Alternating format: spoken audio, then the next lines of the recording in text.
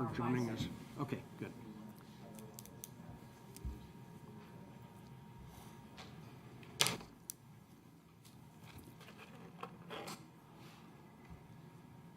The mask also seems to affect my hearing. I don't know why.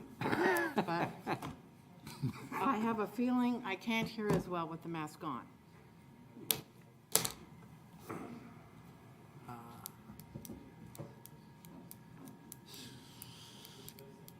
Scott, you want to check and see if Alyssa's on her way? Or? Sure, it's a placebo. Yes, sir. I'll get it.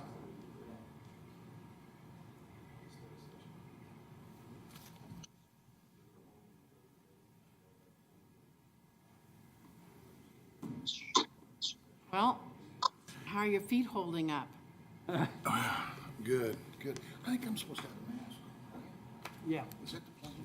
I think they got some at the door if you don't have one.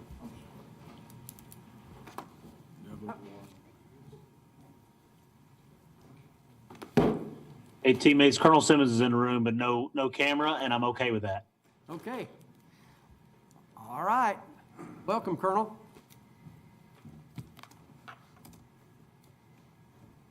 Hey, no, it's all right. Okay. It's 5 o'clock. We'll go ahead and call the meeting to order. First, I'd like to ask Alyssa to do roll call for me. Commissioner Allen, Present. Commissioner Norwood, Here. Commissioner Ethel, Present. Commissioner Waddell, He's here. He might not hear you. He's here. Commissioner Stallings, Here. Commissioner Mason, Here. and Mayor Pinkinen. Here. Okay, all here tonight, good. Item number 2, at Commissioner's request, discuss any item of concern on the regular session agenda of May 5th, 2020.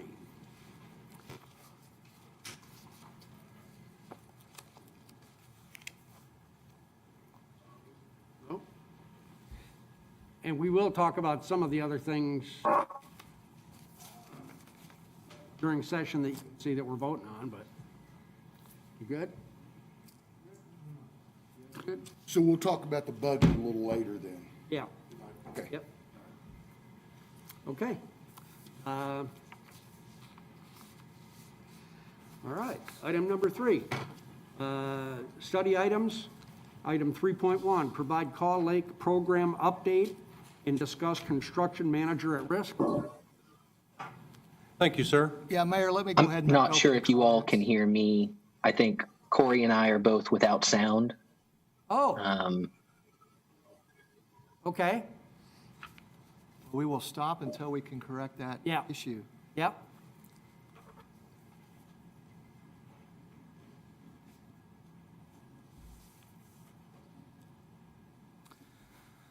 Ben, can you hear this right now? Colonel Simmons, can you hear this right now? Now I can, yes. Okay, how about Waddell, same thing, all good? So we good on Como? Yes. Okay, Jonathan, can you hear us? Commissioner Waddell? I sure can. Okay, good. Mayor, I'd like to go ahead and make some opening comments before Chris and the Okay. Garver-Garney team explains the current CMAR proposal to you. As you know, last we were actually in this room right as the pandemic was getting into high gear on March 17th. And it was clear to us, and certainly wish it had been before the meeting, but we did not provide enough information for you to feel comfortable doing anything with CMAR that night. So we tabled it, or you tabled it, and I think that was good, because I think that we have, in the intervening 2 months now, we have been busy working with Garver on design revisions, because we know that the effort that we've already paid Garney for on the existing plan that we had with fees and contingency was a $291 million plan that, with all the other fees, rolled up to $358 million, which was not even close to what our budgeted number was. So we've been on a path of design revisions, as we've talked about and you're aware of, and you have seen many of those design revisions. As we've done a lot of work, Garver's done a lot of work working with city staff. On a lot of those revisions, we had taken the input that we had gotten from Garney already, and we've generated a maximum of about $39 million in potential design revisions now that you guys will get to approve at some point soon before we move forward in any form or fashion. So the focus of tonight really is to talk about CMAR and give you an update on the Kaw program. And you've seen that with slides that are on the agenda, and they're going to talk about it more. But I felt compelled to say a few things about what we are trying to do and what we think the guidance is of the commission to do. Number one, we're trying to do the Kaw Lake water supply program, which is the most complex, complicated, expensive, hard-to-do project ever in the city of Enid's history, period. We have done water projects before that were expensive, but not on this magnitude. Where the difficulty, some of the difficulty was similar. We've done 42-mile pipelines. We sure have, doing well water. And we did the original one, I guess, back in the 50s, the 30-mile pipeline from Ames. This is unique. And so as we have been going through the program for now, is it the fourth year or so, we believed about a year and a half ago that the CMAR process was something that we should take the time to look at because of the complexity and the cost of the program to help us manage those. It has taken longer than we thought and than we told you at that time, but we've culminated, we haven't culminated yet, but we've come back to today with, I think, a good proposal, but not maybe a complete proposal yet, which thus why we're wanting to talk to it with the entire governing body in a public session like this. So all of you are here, 2 of you virtually and some of you with the difficulties we have. Obviously, I took my mask off because I'm not going to be able to talk very well or very long probably otherwise. So, but I wanted to say these comments and then preface a few other things. We put a lot of attachments on there for you, and our intent is to make sure that we are completely as transparent as we can be. And so if we're missing something, we want to know and we want to answer questions tonight. But I first want to talk about the budget a little bit. It's an attachment that's on there. We have been tracking for probably since March 17th, well, actually before that, but after March 17th, we really wanted to relook at the budget, looking at what would these things cost if we did it with the CMAR process, construction manager at risk, and what would they cost if we did it design, bid, build. And so we've done that. Some of the costs are laid out for us already. You have approved them already, or a former commission has, and they're already set aside and encumbered. We refer to them as obligated on that budget sheet. So those numbers we already know. For instance, design. We already know to 100% design, we have engaged Garver. There are some program management costs, some other costs besides construction that are on there that are listed as budgeted, as well as construction fees and some other supplemental geotech work, some stuff like that that's on there, and we can highlight, we can pull up and talk about at some point tonight, and we probably should. And so I just wanted to clarify our original efforts in this project were to design the pipeline to Kaw Lake, design it very robustly and with a lot of capacity. We did that, and we came back and we said the full build-out plan was $70 million. That's not quite exactly the right number, but it was something big like that. We knew and had talked to you all along that we knew that the full build-out price would be more than we could afford given the current demand levels we saw and the revenue projections. And so we did a phase-in, I think at the end of phase 2. We spent probably 4 or 5 months coming up with the 2017 numbers of $315 million. As I've told you guys, and the engineers well know, we have not changed the budget, and we don't intend to change the budget. It's still $315 million. So I know last time and before that, you've heard a lot about possible cost escalations, and a lot of other things that can cause things to go up. Some of those, we tried to explain those last time, but the best The best information we have is what Garney did, and actually as a contractor, looking at what does it cost to build what we thought we had scaled as a $315 million project, and they said it was a $358 million project. And that's with construction contingency and the construction or the CMAR fees and the cost of construction or project work, whatever we refer to it as in the contract. So 3 things. So as we look at the design revisions that Garver has been working on, that we're going off the baseline of 291. So we know sort of backward planning or trying to figure out a plug number.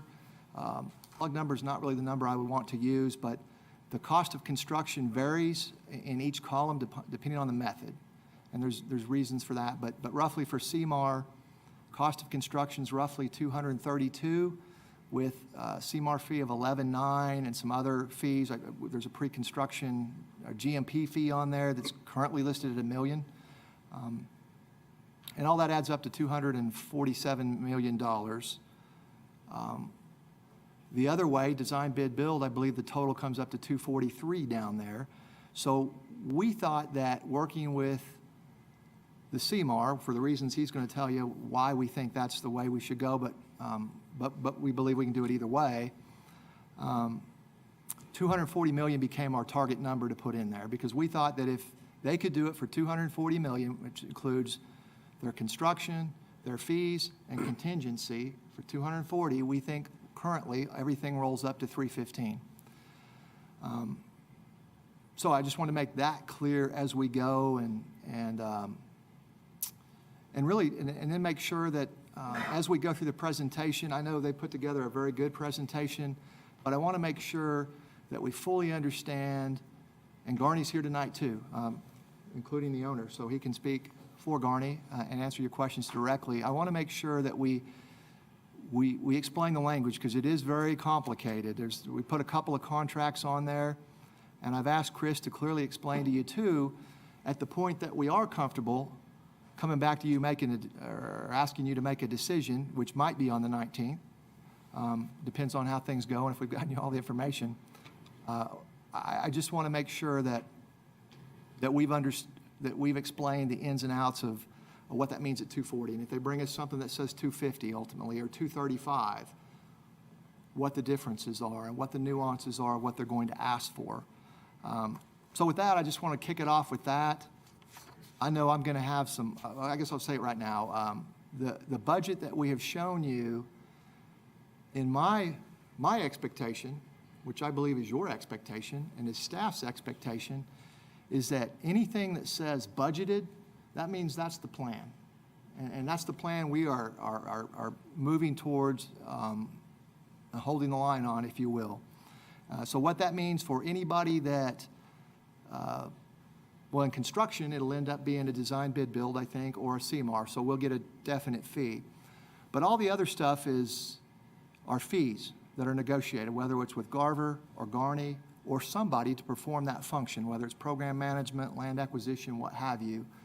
The items that say budgeted are planned, and that means to me negotiable.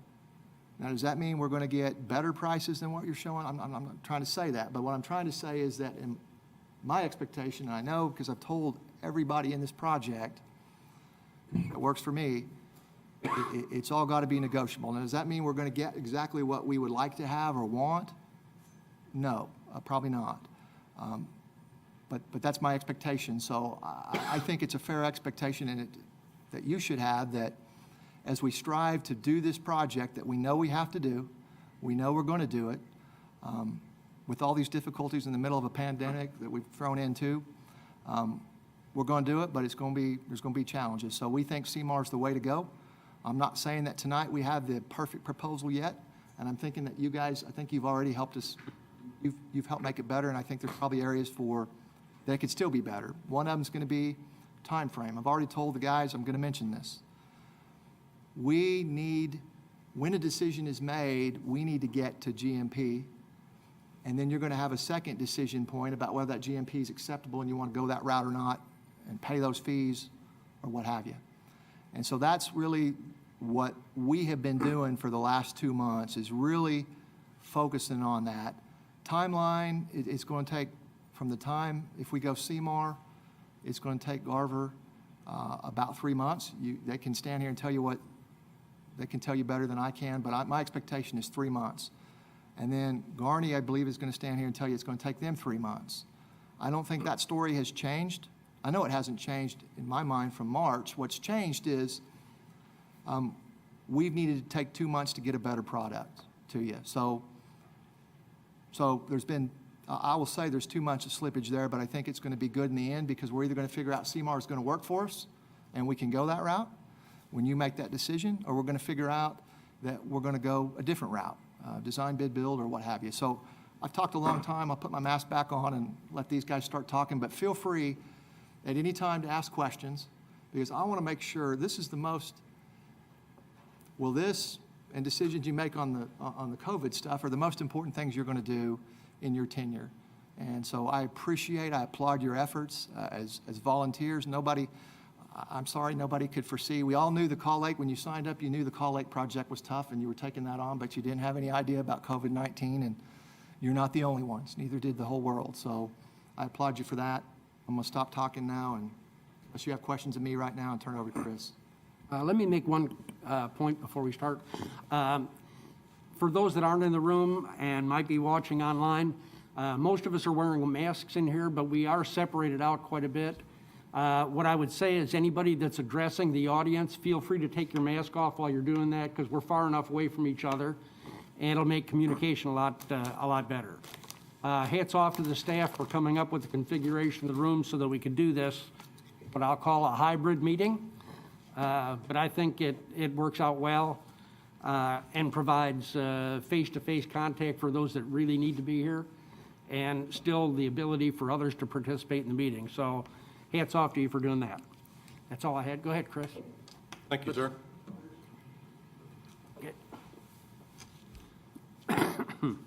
Okay, let's get started. As soon as I figure out how to work this thing.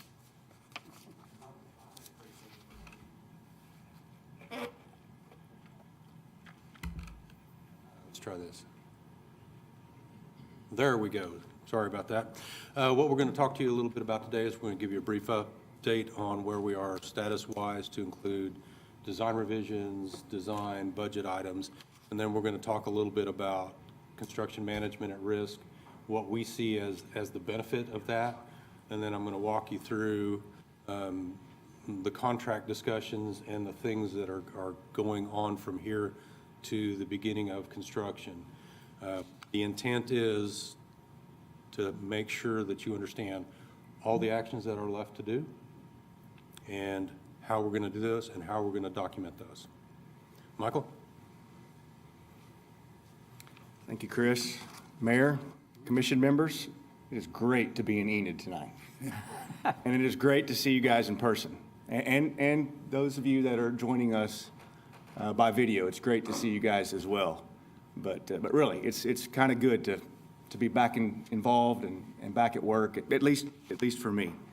And again, discussing one of my favorite topics, the Kaw Lake project. So I want to give you a brief status update. We haven't had a chance to do this in quite some time, and I think it would be important for you guys to kind of see where we're at with some of the ongoing program management activities. First thing you'll see here is our land acquisition update.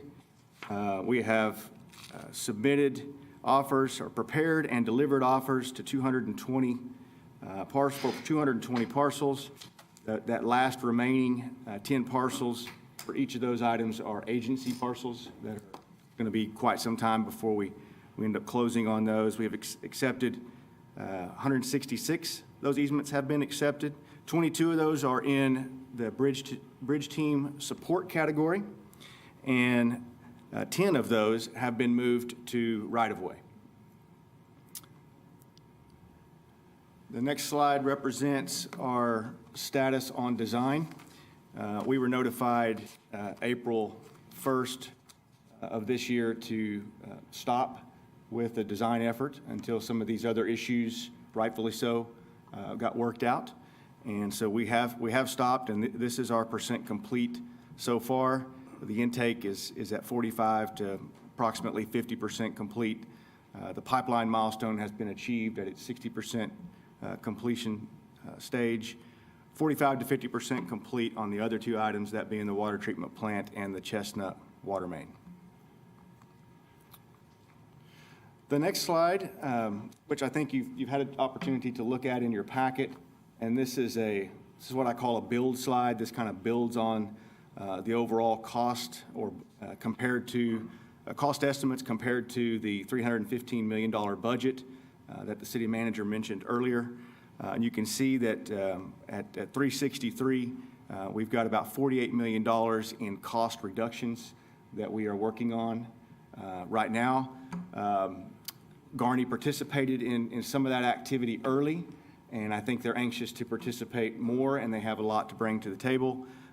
Thus far, most of the cost reductions that have been shared to date have been generated by Garver. And you can see how we're tracking some of that on the next slide.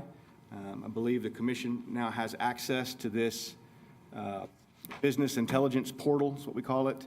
So it's providing you access to real-time data as we are evaluating design changes and developing requests to city staff to consider those design changes. To date, we've developed, again, some of this early on with Garney's support. I want to get these guys out. They've provided some good ideas to date as well. 26 total requests to be considered by city staff. 19 of those have moved forward. One of those was rejected, and one of those was deferred.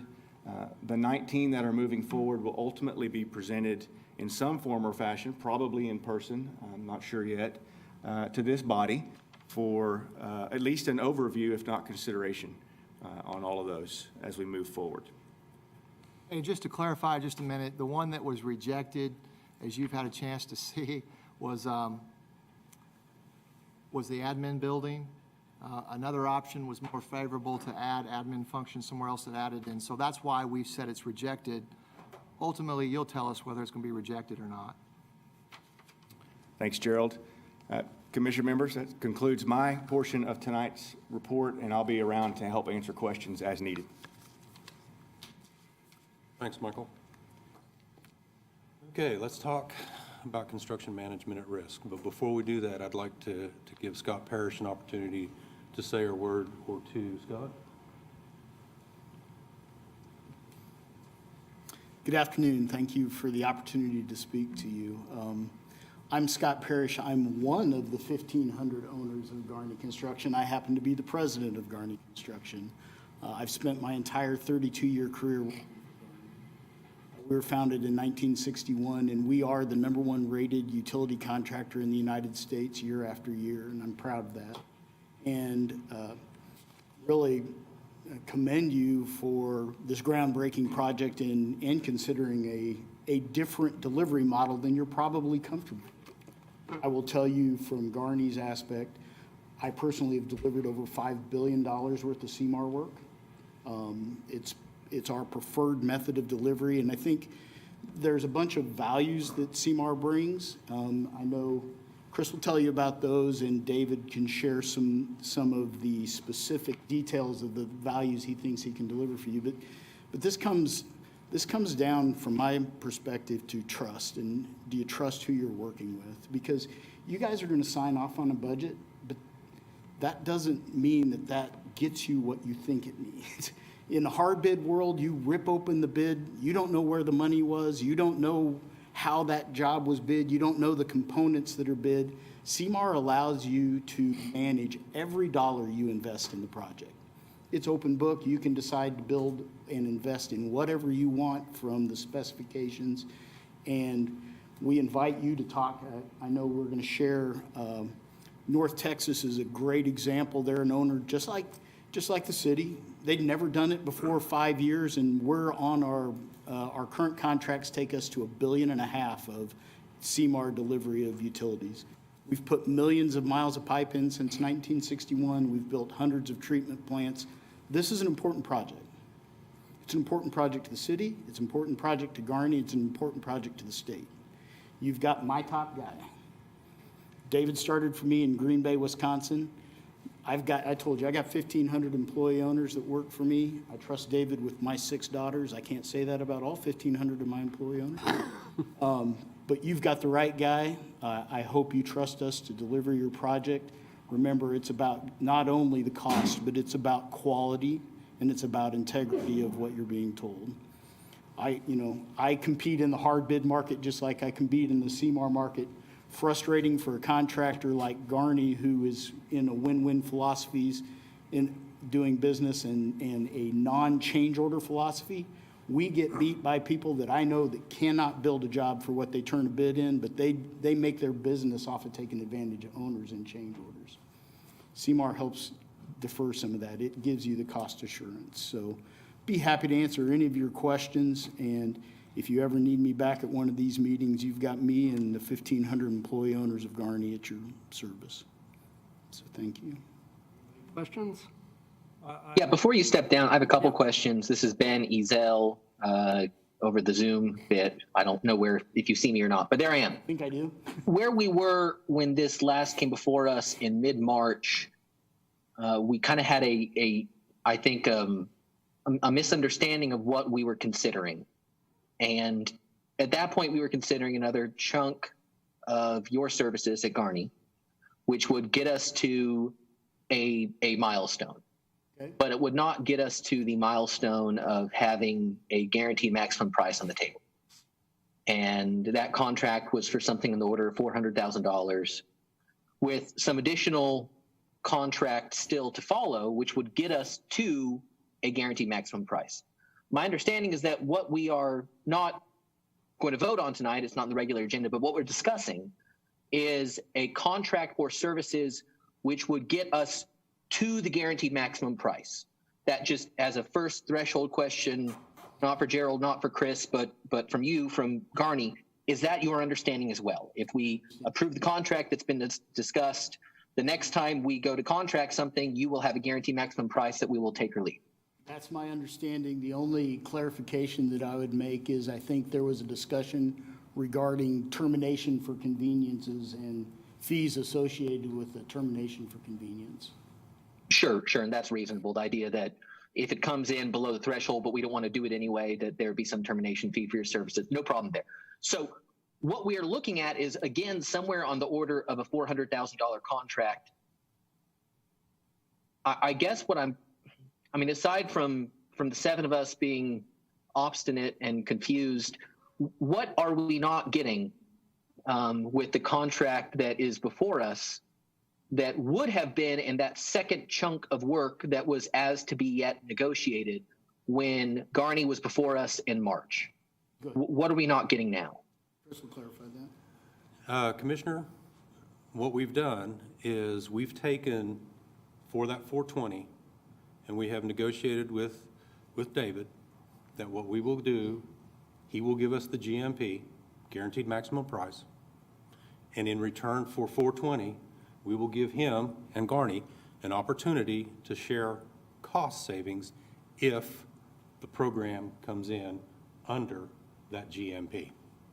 So to answer your question pointedly, there's nothing that you're not getting.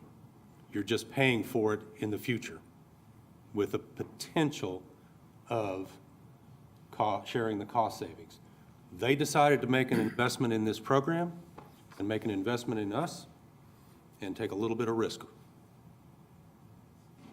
Does that answer your question, sir?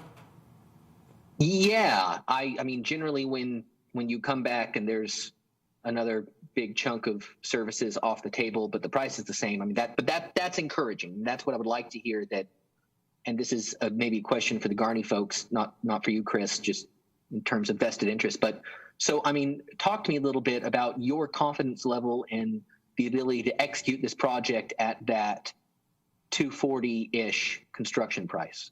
How good do you feel about that? 99%. Here's why I'm not 100%. Because this happens on every contract. We'll agree on a scope and a price. It's like buying a car. If you want to buy a Ford F-150 that 4-wheel drive and you spec it out, I can give you that exact price. If you decide to upgrade it after I've given you that price, there's a cost for upgrades. There's a cost, you know, we can't tell you we can deliver a Rolls Royce at the cost of a Ford F-150. So most of the time, what we see is, and I know, I appreciate the cost savings things, but I will tell you, historically, not every time, but 99% of the times, if there's cost savings, the owners decide to add things back to the project in scope that aren't in the guaranteed max price. They say, that's great, I was really worried when we had the budget, but now that we're 75% down the line and I have cost assurance, I want to add back the admin building, or I want to add this ability for my operator to run the SCADA from his house. So that's, you know, on the stuff that we've delivered for North Texas, we've been within 2%. When we give our GMP, we've been within 2% of the actual price that it was delivered at until the owner just says, hey, I want to spend more money because they like it. And again, this is about something you've probably never experienced before when you're seeing behind the scenes and saying, how am I spending this $150,000? What do I want to put it in bedding, or do I want to upgrade my pipe, or do I want to upgrade my SCADA system? You don't get that in a hard bid. You get one number on a rip and read. This you get to see behind the curtains. That's the value of CMAR, in my mind. Well, and I'm not so much, I wouldn't dispute the value of it. I mean, I think that your folks have, and your folks who have talked to us before, and Garver and Chris Gdansky have demonstrated the value of this approach, certainly for something this complex. And I don't want to give you the idea that I don't see value in this kind of in this CMAR approach. I'm just trying to get a handle on the cost between now and when we get to that point that we can have an executable plan. And I understand not executable as 100% designed, but we can't go borrow the money to build the thing until we have that guaranteed maximum price, if that is the route we elect to choose. And I just want to make sure I have a clear understanding of what we're buying and how we can get to that point where we can go to the Oklahoma Water Resources Board and, you know, take out the biggest loan the city's ever taken. So I think that answers my question. One more, maybe just, Chris mentioned this idea of cost saving, sharing cost savings, which is great. Can one of you talk a little bit more about what that means in practice? I'm going to take the first stab at it, and then you got it. I can tell you from a business philosophy, the first thing we try to do is get everybody pulling the rope in the same direction. We want everybody's interest aligned. In other words, sometimes on CMAR, there's a misalignment because there's a view from owners that the higher the cost, the more money the CMAR contractor makes. That's contradictory to a good relationship. So we try to come in and immediately align interests to where our interests are served by serving your best interest on reducing cost and expediting time. So from a philosophical standpoint, that's the way I would explain it. Do you want to? Sure. Yeah, I think the second component was functionally, how does that operate? The way that shared savings would operate as currently proposed is that once the guaranteed maximum price is agreed to at that 240 or less number, once that guaranteed maximum price is locked in, our work continues. We continue to value engineer. We continue through the procurement process where this goes out to market. We continue all things leading into construction. And if during that time period, we recognize savings below the $240 million, the city gets the benefit of that and shares a portion of that benefit with Garney. As currently proposed, I believe that it's a 60-40 sharing maximum, where any savings below the guaranteed maximum price, the city would retain 60% of those savings. Garney would be afforded 40% of those savings. Did that answer your question? Okay, thank you. Mr. Parrish, I have a kind of a global question for you. What is your take on, you talked about how big your company is, and I've done enough research to figure out you're telling the truth. What do you think the new normal's going to do to the construction world, the municipal construction world in the next year and a half? I can tell you what we're seeing right now is a lot of the municipalities are holding off on everything that they say is non-critical. And I think there's two reasons. One, because there's no assurance that the ratepayers can pay their rates and there could be a cash flow pinch. The other thing that I think the new normal is going to be is I think the federal government will come with a stimulus package that will help drive the state funding agencies to allow cities to have access to even lesser amounts of interest on the bond sales or the construction loans they take out. Water is, as you well know, it's needed to sustain life. I actually believe that there won't be much slowdown in construction. I think that the unemployment rates that we saw pre-COVID actually limited what most people could build. And with 30 million people out of work, I don't think there's a lack of workers now. I think that you'll find people come to the construction industry. So I think that we'll see a 1 to 2 year slowdown in construction spending, and then I think you'll see, people investing in infrastructure. That's, you grow or you die. Are we at the point where we want to talk about the construction fee that's also in that contract, or are you going to lead into that in another section? Actually, sir, if you have the question, I'd just soon you have it out there. And let's talk I want to ask is, you guys have proposed a construction fee of 5% or so. What's the norm? What's the industry norm? Probably closer to 9, somewhere between 9 and 12. Can you provide us some information? Absolutely. I can show you our last 10 or 11 bids. Why would you do it for 5? What's that? Why would you do it for 5? Two reasons. Probably the biggest reason is having Oklahoma open to this would be a huge benefit to Garney personally, because I can tell you from our history and the reputation that we have, nobody can compete with us on this type of work. We're willing to look you into the eye, and, the fee is kind of a misnomer, because don't forget we're taking risk for that fee. And frankly, I can invest in the stock market and make more than 5%. So, I think this is a strategic job for us.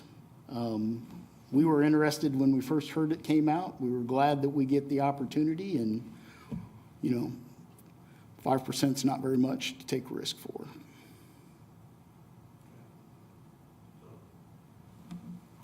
I've got one. On the, what Rob was talking about, the global situation right now. Sir. Do you see that as an opportunity for us to purchase pipe and purchase material? Or do you think that if we pause for 6 months or a year before we actually get started, are we going to miss that target and actually cost us more money on pipe? If you could do early out packages, you could absolutely take advantage of a situation right now. I think there's a lot of people in the current market that are paused, waiting for things to normalize. Now, if they don't normalize in 6 months, you'll still be in this same position to take advantage of it. I'm sure David shared, we're the largest consumer of engineered pipe product in the United States. I know the CEOs of every manufacturer. We have people that know what's on in the mill of every one of the manufacturers. Right now, they're hurting. They're hurting like everybody else because there's been a slowdown. Same thing, something similar happened back on one of the North Texas jobs. It's a big pipe job. We saved them $13 million on their pipe order by timing the purchase. But what that required was a little bit of fluid response from the board of directors, because it's not something that you can say, hey, we're gonna take advantage of this and we're going to vote on it 60 days from now, and then we're going to issue a purchase order 90 days from now, and then you can execute. It's, it's timing, it's market timing. No different than buying stocks. Okay, all right, thank you. So what would it cost to get us that guaranteed maximum price sooner than 6 months from now, if timing is that vital? To answer. Chris said, "Don't steal my thunder." So It's a two-part question, and that is we have to accelerate design activities, and then to accelerate the calculation of a GMP. And above that is doing that collaboration and taking the amount of time that we're going to need to get that number down where it's acceptable. So I'm not sure I can. How good do you feel about the 6-month number? We've blown literally every deadline of this project that's ever been set in this room. We were going to have a guaranteed maximum price in December of last year, and then a couple months ago we were talking about more like July or August of this year, and now it's sounding like we're talking about November or December. Does that mean March of 2021, or what do we? How good do you feel about 6 months at this point? Yeah, I'll go ahead and take that one, Commissioner. You're exactly right. We've been on a 1.5-year detour that's going to end up being longer. But what I am focused on, I believe ultimately what you are focused on, is getting a 70-mile pipeline that treats 10.5 million gallons of water for $315 million. And we've had maybe some potentially fortuitous things happen if we can take advantage. What I would recommend, and I've already told these guys, I think it needs to go in there, whether you guys say it does or not, we want to have a timeline in there. My understanding, and Garver and Garney can speak and should speak to this themselves, Garver, I believe, is going to need 3 months from the time that we basically tell them to go again, which means they need to know what design revisions they're doing to get to 60%. They're going to need about 3 months. And I think they can do it, and I think we'll do everything we can to push them to do it. Garney, I think, in the agreement with Garney, we need to put something in there about when they get a complete set of 60% plans, which we anticipate will be 3 months, they'll need 3 months. And so I know that's still not fast enough for what we would like to have, and it's going to end up being about a 2-year delay, Commissioner. But I think if it gets us to where we want to go, ultimately that's going to be what we're going to be judged on. And I'm thinking that we're still going to be able to get there. Conditions are favorable. But I would like to help answer that question, I would like Garney and Garver to tell the commission what they really think, because if we can get to the CMAR proposal whenever and have you guys approve it, I'm going to do everything I can. I know they're going to do everything they can, but they need to stand and deliver right now and tell you what they can do, because we're paying one of them a lot of money, and we're getting ready to potentially pay the other one. So, Yeah, I will commit to the 3-month timeframe once we know what we're designing, because of these changes that are occurring. The way it's unfolding right now, with the 26 that we've considered, real confident that 3 months is certainly doable. We've got to keep in mind there's an environmental assessment out there too that's ongoing that could potentially impact loan closing. That's not necessarily controlled by us, it's controlled by others. And in the event that we had some significant design change, whether it be, probably something most related to a treatment process, and we had to circle back through for agency review at DEQ, then we've lost control of the schedule again. And so we're, as you might expect, we're staying away from that type of stuff as we're optimizing cost estimates. But I'm comfortable with 3 months, Manager, once we know. So, Chris, when do you get he said 3 months once we tell him what the changes that are, when do we get to that point? Because it sounds like 6 months at best once we fire the starting gun, but when do we fire the starting gun? I'll have a better answer. I'll have an answer, I would expect in a week or two. We're 10 million short, guys.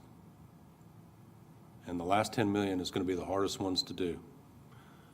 There's 2 recommended potential changes that we've moved on that we're going to have to discuss.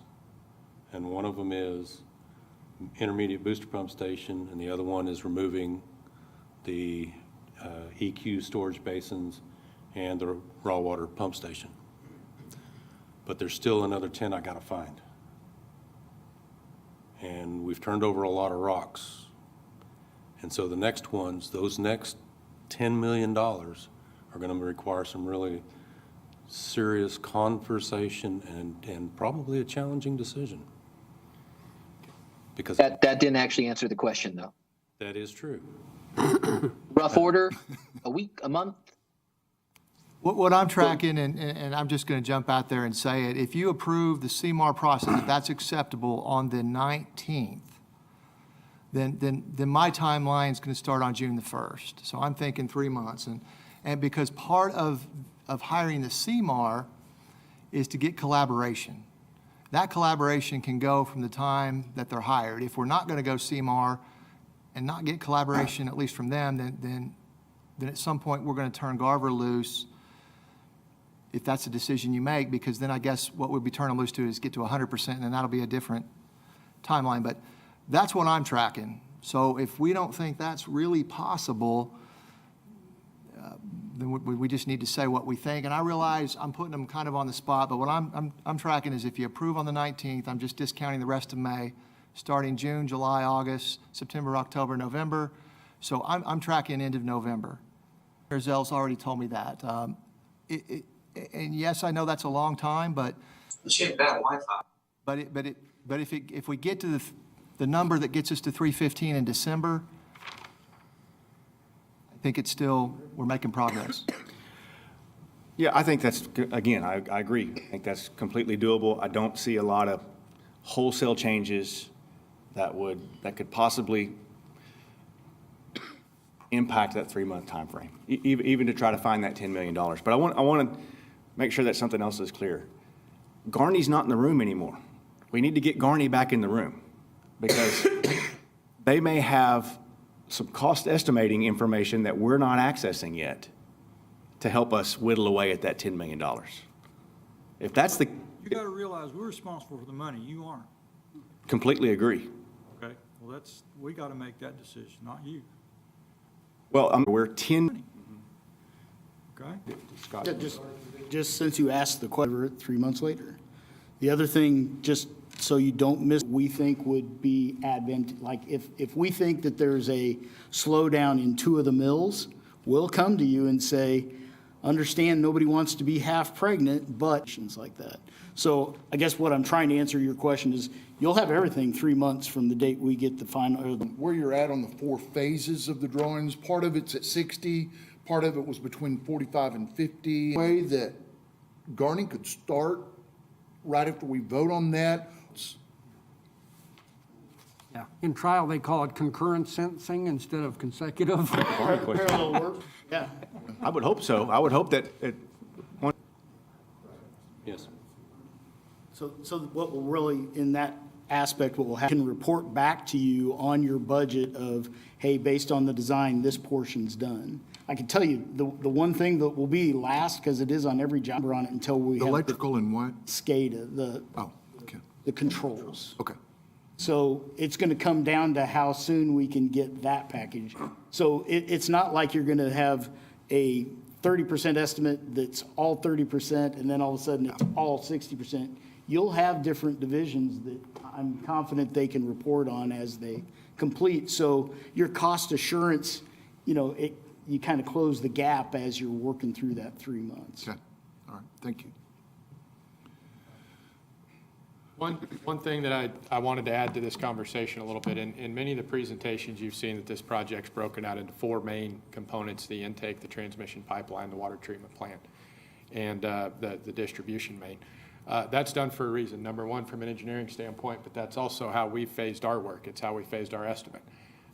In the presentation of the design completions, you've noticed the pipe is at 60%. It's advancing pretty quickly. Is there an opportunity to get things moving on the pipe while the treatment plant is going through the final design processes or moving along? Absolutely. And that's one of the advantages of this process is the parallel design, estimating, and potentially construction. So there's a tremendous amount of opportunity there to get certain components moving forward while other components necessarily take a little bit longer to refine and design. Okay.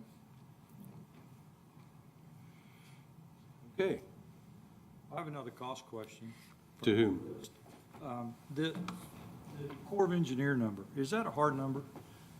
No, sir. We just kind of think that's gonna be a good number, or What, handle that, hammering Gerald? these guys on a few $100,000, and we're kind of throwing around. Commissioner, let me take a stab at that. What I believe the number we have in there now is $10 million. The number started out, Chris can give you even more finite detail, but it started out, we thought it was going to be 4.5 or something like that, so we budgeted 6. Somehow in the communication with the Corps, we did not understand up to $13+ million. What we have, and the Corps, there's been extensive work with Chris for an update. I know that he's working directly with staffers with Senator Inhofe, I think Dan Hildebrand specifically. We're looking for some relief on that, and I believe they're trying to help us with legislation in the water resources bill. I just don't know the timing of that, and I don't know what that will amount. Raise it to 10 from 6, because we really don't know what it's going to be. It could be 13 to 15, whatever the interest costs drive it up to.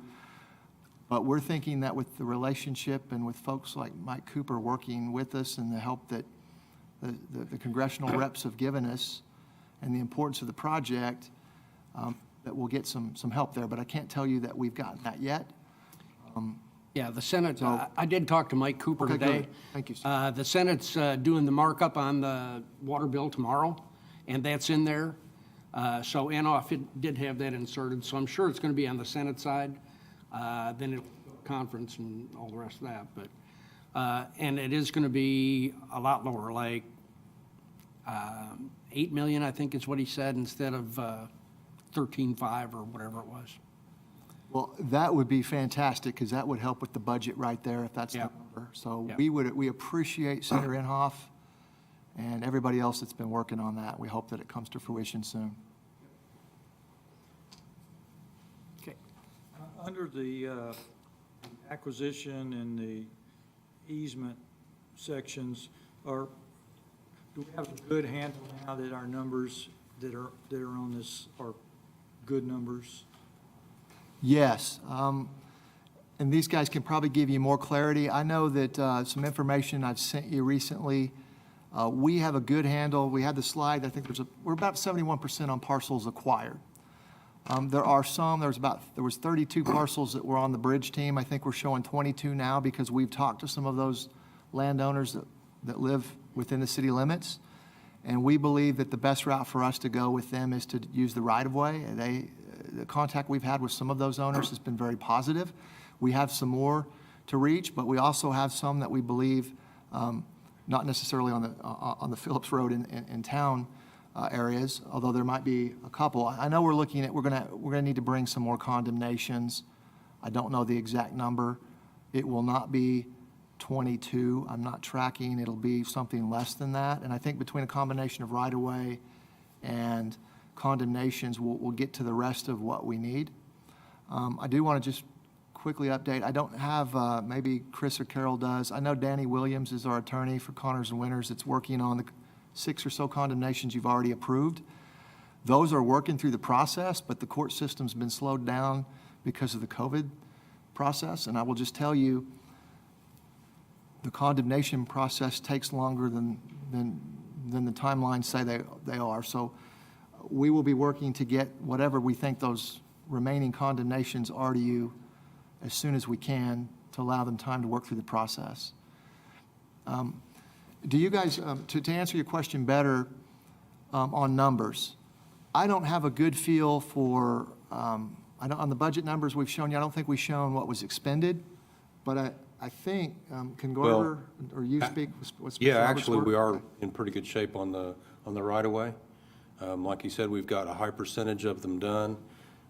Taking those properties and taking them off the list and moving into the right-of-way really helps us out a lot, because that's a rod cost and a damage cost that we don't have to pay. And although I can't 100% confirm it, all indications are as we go down Chestnut, we're not going to have to acquire very much easement there either. And so that allows for that little bit of extra breathing room. We do anticipate that there will be times during construction where we will have to go back and make up a little extra on the damages. You know, people make mistakes, things happen, but I don't expect it to really exceed the budget. So I think we'll end up better than what we have on those numbers, Commissioner Stallings, that you're looking at, that shows amounts for acquisition, and I think it's broken into 2 or 3 amounts. Okay. Other questions? Thank you, gentlemen. Thank Yep, you. appreciate it. Thank you. Would you like to talk about the contract? Yeah, I think. Do what? Thought we were. Yeah, I've got a little more detail for you here. Yeah, I'd like him to go through some of the, I want to make sure that we make our best effort to make sure we clarify, because that contract is it's difficult to follow, it's long. And so I would like you to point out the Okay. specifics and make sure everybody understands what happens if it's 250 or 240 or 230. Let me add one thing about the value of the construction management guy at risk to me, the guy who's responsible for standing up in front of you. I got 70 miles of pipe to build. I don't want to do it with 8 separate general contractors. I will, and I know I can do it, but I'd really rather have somebody on my team to help me get that purchasing power, handle the logistics for getting the pipe, long lead items, economy of scale. This one ought to bother everybody who's done construction. If I've got 11 general contractors, and trust me when I say, when you're in construction, you better have the mindset of it's an issue of the day, because there will be one. And the question is it my issue or is it Garney's issue? Cash flow, we talked about. Cost certainty, yeah, enough said. We get to the loan quicker and all that good stuff. But we do get to be first in line with the biggest gun. And I think we really, I actually believe, and I think Scott would agree, we're close. We can get there. We will be pretty close to first in line. But let's talk about the contract. And what I want to talk to you about is a little bit about how the contract's laid out. A few of the key contract terms that I keep hearing questions about. Hopefully, this will help bring that into focus. A little bit about the general conditions, because there's that misunderstanding. I got 2 documents, and then a little bit on the tailored. This image here tells you what we've got left to do for construction. The A133 is the pre-construction and the construction contract. It's titled Standard Form for Construction Manager at Risk. The 201 is a reference document that identifies the general conditions that go into the construction contract when we issue the construction contract. And phase 3, pre-construction, that's from here to GMP. That's 420. The construction starts at the acceptance of GMP. All those plans right now. And at that point is when we'll bring in and finalize the 201. The general conditions. What we're talking about now is only the 133 pre-construction activities from here to GMP. Couple of contract terms. Open book, guaranteed maximum price. There's the section reference. What does it say? Well, open book is we get to see all the details and all the takeoffs. What is the GMP? It is the sum of the construction manager's, David, his estimate on the cost of work defined by that section, contingencies as well, and his fee, which are in 5.11. Contract sum. We're now in construction. You want to help me with this one? Well, just to clarify, the decision that the commission will make, either next meeting or whenever, is not this. No. It's the GMP 420, but you need to know this. These are the key terms that go on with this contract, and we're only talking about what's in Phase 3, pre-construction, from here to GMP. Actual cost of work. So some of the new fees that begin to enter into the conversation during the construction phase, cost of work is hands down the most significant of that. It gets referred to a lot throughout the contract and the budgets and all of the phases. The important thing to note is that is the actual cost of work. We touched on this just a bit earlier when we talked about the potential for shared savings. When we negotiate and establish a GMP, that's a guaranteed maximum price. From that point forward, we are still obligated by state statute to take this project to the market for bid. It is open for bid by contractors and subcontractors, material suppliers, et cetera, across the state, okay? When those awards are made and the project is constructed, what's invoiced is the actual cost of work. That's what the city is ultimately obligated towards, is that actual cost of work. And so that's a very important key term in all of these contracts to make sure that we understand that. Construction manager's fee, we touched on that briefly, but it is calculated on the cost of work. No duplication clause just means that, well, what it says, we don't get paid twice for anything. Nobody does. So it just clarifies that we only bill and get paid for any item one time. Some of the examples of general conditions, there's definitions in the general conditions document that deals with some additional terms and conditions. Review of the contract and field conditions, shared risk. So what does the pipeline right-of-way look like? What is the intake? How about the treatment plant? Define how to manage changes in the work. Another important concept here to understand is changes do happen as a part of construction. Our job is to manage those and to make sure they're as minimal as possible, but changes do happen, especially on a project of this magnitude. Our job to manage those, but it talks about how changes are defined. Safety, another requirement that falls on CMAR. We are required to manage the safety of the contractors in the field. That's also defined. Insurance and bonds, two things that you would want on any contractor, especially one on a project of this magnitude. So insurance and bonds are defined. What are those insurance limits? What kind of bonding do you want to see for performance and payment? I would like to just say we're having some spotty audio interface tonight, and so anytime anyone is talking, please try to get a little closer to the mics, and that will be helpful. The other commissioners are having some intermittent audio, so. Okay. Now let's go back to the A133 and what it is that we're wanting to talk about to you at the next time we come forward. The section that primarily has the scope of work for collaboration is 2.2. And section 2.3 talks about the development of the GMP.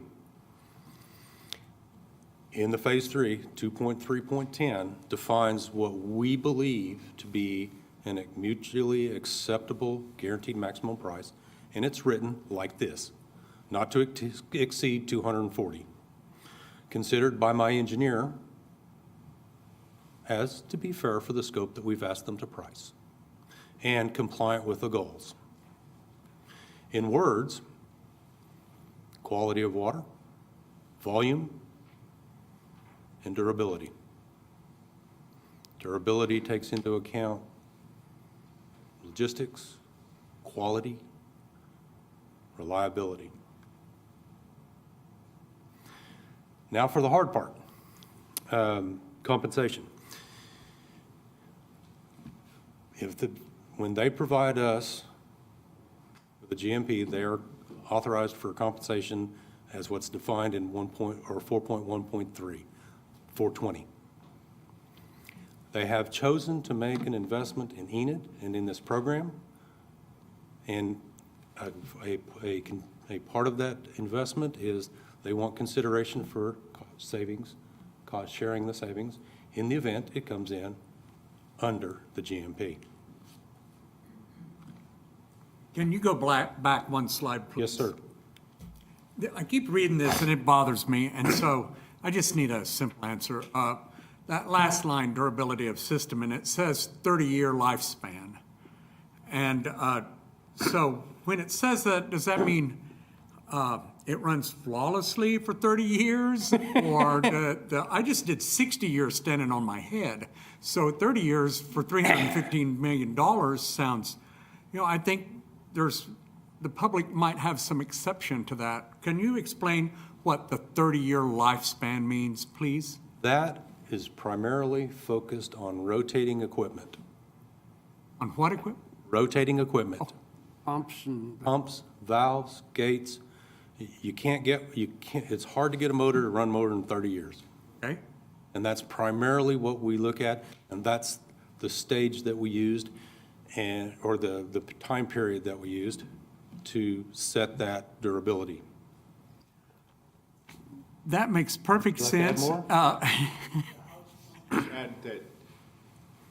just add that the requirements of the loan from the Water Resources Board state that the non-wearable equipment items, pipe comes to mind,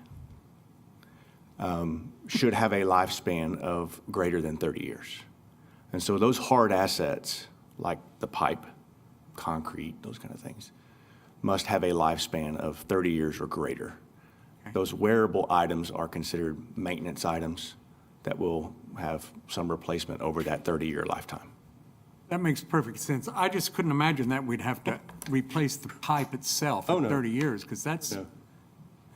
Okay, thank you. I have a great relief. Good. Section 2.3.11. It's another off-ramp opportunity. Even in the event that Garney provides you with a mutually acceptable GMP as defined above, and you choose to go another way, he would like to be made whole. We consider that termination for convenience, because he met all the requirements of the contract. And if he can verify cost incurred up to the point of termination, then he is entitled to those costs. The hard line for us, the one that protects us, is if he gets terminated, he cannot bid on this program. He has an unfair competitive advantage. I have a question about that. The $240 million that's in there, that's the number. That's the number? That's the number. Let's assume it comes in at $238 million, and because of economic duress or whatever, we decide we can't go forward with this thing. Okay, Water Board goes, whatever, don't have enough, okay? What other, are we saying that we've got to pay the amount that they asked for to start with, or have they got to qualify and say these are costs that, where do those costs come from that you're going to want at that point in time? Generally, your understanding is correct. How the contract refers to it is it's verifiable costs. So costs that we can document for labor, materials, equipment, offices, temporary facilities, things like that, that we can validate through a trackable, auditable type processes. Yes, we would seek reimbursement for that. My question is, we're paying you $400,000. Correct. Okay. What does that pay for? You tell me that we got to pay some more, so what is it that we didn't pay for the first time?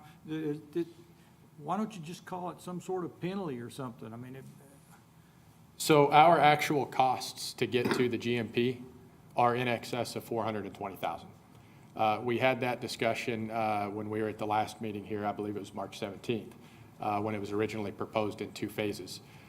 You had asked what the magnitude of the second phase of this current portion was. I suggested that it would be in the neighborhood of $300,000 to $400,000. When we revisited this, reevaluated, actually did the estimate, I wasn't too far off.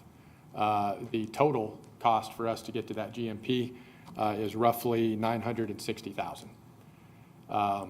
That's what we believe would be the total verifiable costs in the event of a termination for convenience. Now, let me make sure I didn't mix that up. $963,000 would be the total, meaning a delta of roughly $540,000. So 420, which would already be under contract, plus roughly 540 equals 963.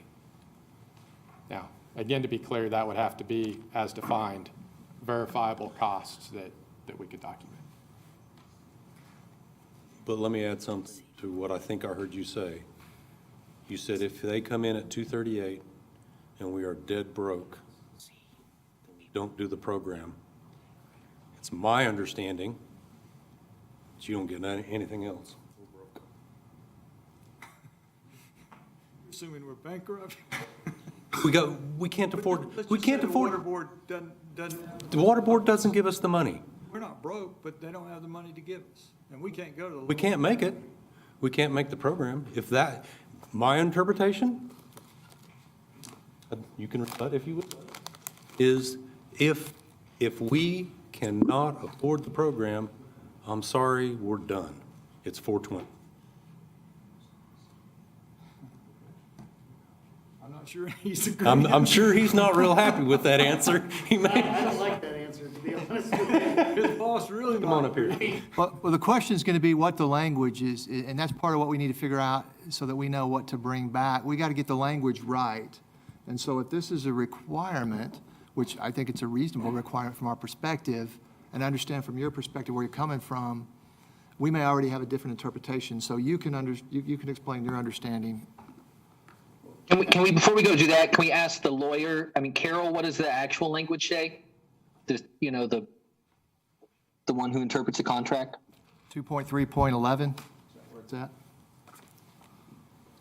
And Carol, if you haven't reviewed it, or if we've had outside counsel review it or something like that, that's fine. But if you would get that, if somebody would, with a JD would get that answer and email it to us at some point, along with any other thoughts about the contract. Just, engineers go build the pipes, the lawyers do the contract. I think that's fair. It's not fair to put her on the spot, but that's an issue we need to resolve and work through with these guys. Yes, we will do that. And I just, They are here, so it would be nice to know how they are differing in their interpretation than Chris. a little bit of different interpretation than Chris, because again, we're from my standpoint subsidizing to get you to go through with this project. We're taking this below cost to get you to the GMP. Now, we're fine if we build, we're fine if we build the project. It's got within that 5% return. We've made a business decision and said, that's okay. We'll eat that $500,000 or whatever the differential between what we think it's going to cost to develop a GMP estimate and 420. We're subsidizing that, betting on the come that we're going to get the contract. You repriced kind of the way this was phased to allow this to happen. If it was in the two phases, this is no different than what we would have been asking for had we just followed the phased approach of the contract. It would have been the 900 or I may be off by a few $1,000s, but just want to make that point is, we don't stay in business by doing things at a loss. And neither do you, right? You charge your ratepayers enough to keep you guys flowing water. So we're no different than that. We're just trying to make a strategic decision, one, to help the city. This is, again, like I said when I first came up here, it's a milestone project for the city, for Oklahoma, and we take like a 50-year view of this type of thing. We're looking for the long term. So I wanted to differ a little bit than you, because I don't, if we just get to the GMP and we're met all the criterion that we said we'd meet, and you guys say, David's too dang tall, I don't like David, we're not going to go forward, I want to recoup our costs. I think that's fair, and I think anybody would ask you for that. We're going to, in follow-up to Commissioner Zell and Commissioner Stallings and everybody, we'll get a legal opinion to you.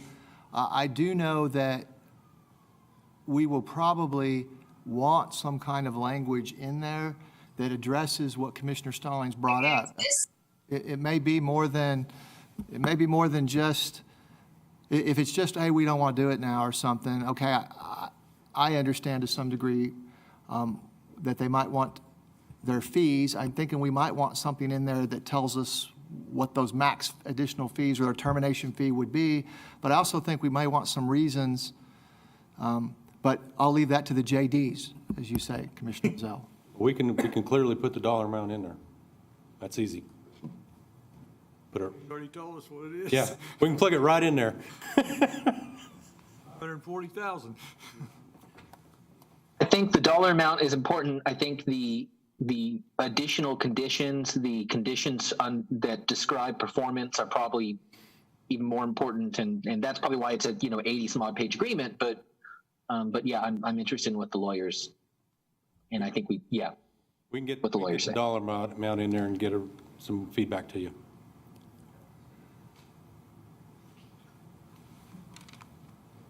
And that. Next slide, please. Next slide. Slide number.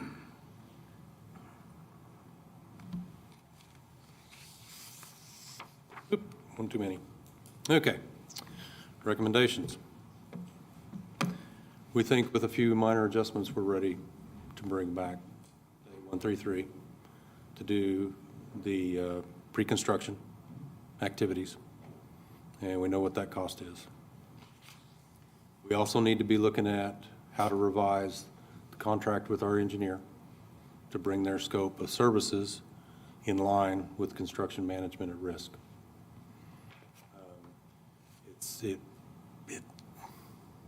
It's not really good for us necessarily to have a company working outside of the scope of their work. We need to get that fixed. And that needs to come back as well. That won't be coming back next time, but we will need to bring that back to you as a study session and talk to you about it and show you what that is. Just to be clear, Garver and Garney both know those are negotiable fees. So we will bring back what we think at the appropriate time. But just for the sake of time, Mayor, what questions do you have right now that we haven't already answered? And I've got a couple of points that you may already have or may have touched on that I want to make sure we get right before we bring it back.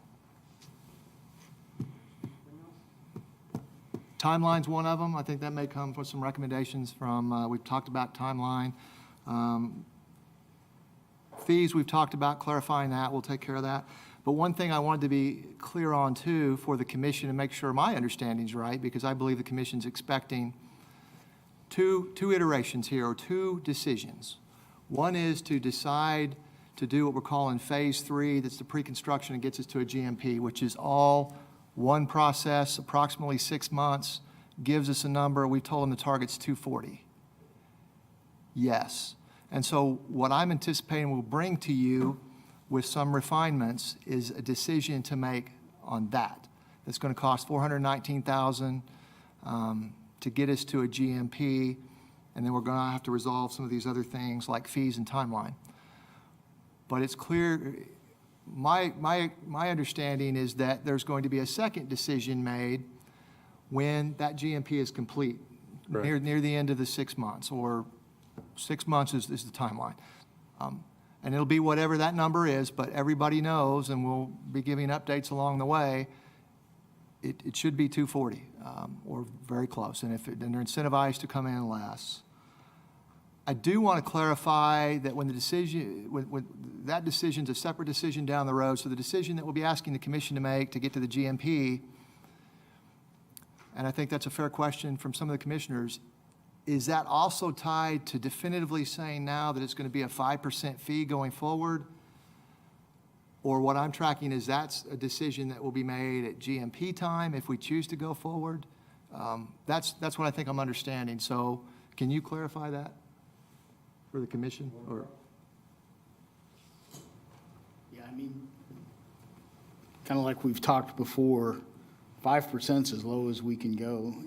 If that's untenable for the commission, then we don't need to, I don't want to misrepresent anything because, again, we can make more off of David in other jobs. This is an important job for us. That's why we do 5%, but can't go any lower than that. Okay, I'm just wanting to clarify that the decision, what I'm understanding, the contract that we want to bring back is for the services for 419 with the fees, the termination fees straightened out in timeline, and they make that decision. And then when you come back at the end of 6 months with a GMP in conjunction with Garver, whatever that is, a decision's made at that time, on whatever the number is to move forward. And I hear what you're saying about 5%, but that will be in language that's a different contract or another contract, another step. I just want to clarify that. So I hear what Yeah, you're saying. I it's the think it's cost good, of but I work. want to make clear, we're not asking them to make that decision next time. So, Accurate.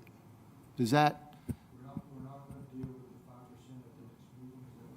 That's what I'm suggesting. What they're telling you is that when the GMP does come in, that he's telling us that the 5% he's telling us it's a good value is what I'm interpreting. What I'm suggesting is that's not the decision that we're asking you to make next time. That will be at GMP time, but you're hearing the fee's probably going to be 5% then too. That's what I'm understanding and interpreting. Is that what, I want to make sure we're following your direction. And the GMP will include that fee, right? It's not the GMP plus the 5, just so I'm clear. Okay, so by definition, I guess it's built into the, well, actually, it's based on the GMP, right? So two parts to try to help clarify this a little bit. The AIA A133 document includes all provisions of the contract all the way through to construction. There's a later portion in that includes what the construction manager at risk construction services fee would be. Currently, in the current draft, there is 5% in there as a number in there. It is easy enough today and perfectly acceptable because at this point we're discussing the pre-construction phase to replace that 5% with a blank. So that at this point in time, you're only approving the pre-construction component of the contract. However, when it comes to the discussion of the 5%, I think as Scott alluded, we don't want to mislead anyone, okay? We're willing to put a blank in there today to make this purely a pre-construction services contract. However, when we propose the GMP in November, it's still going to be 5%. We would not replace that 5% with 4% or 3%. So I want to make sure that we're really clear. We can segregate it, but that is the expectation, at least on our end, of how that process would go. The second component is the GMP is, that's an all-in number, anything and everything related to construction, okay? So that includes the cost of work, contingencies, and that construction service fee. So that $240 million that's the all-in number for our portion of it. It does not include things like engineering, land acquisition, environmental studies, those types of things. But that is the all-in number for the construction component. I have one quick question. When we talked to these guys, when we selected these guys, were we talking about that number at that point in time, that 5%? And was that the number that was? That was the number that was in there. Was there a different number for the other firms? I do not recall. We can go back and submit those RFPs to you. I think we had 3 or 4 of them, and I think each one of them had a different number.